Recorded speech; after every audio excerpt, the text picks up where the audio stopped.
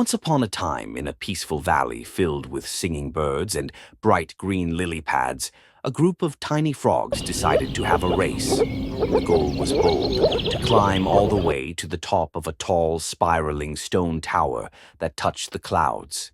Excitement spread across the land. Frogs gathered from every corner to watch the daring climb.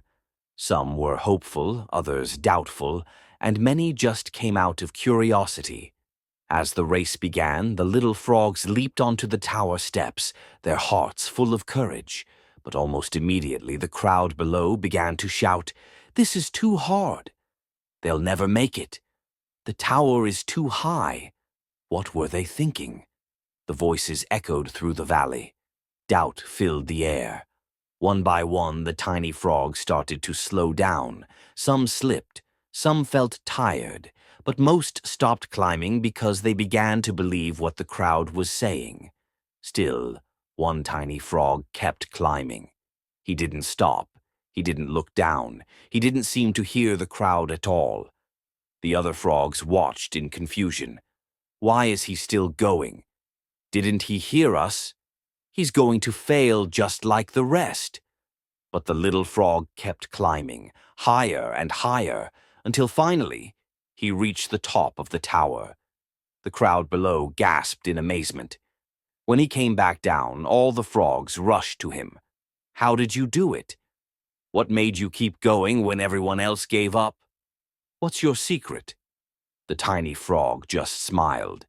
Then one frog looked closely and said in surprise, "Wait, he's deaf." And it was true. The little frog hadn't heard a single negative word. He didn't listen to fear. He didn't allow doubt to enter his heart. He simply believed it was possible, and he kept climbing. Moral of the story: in life, you will hear many voices. Some will cheer you on, and others will try to stop you. But you don't have to listen to them all. Be like the tiny frog.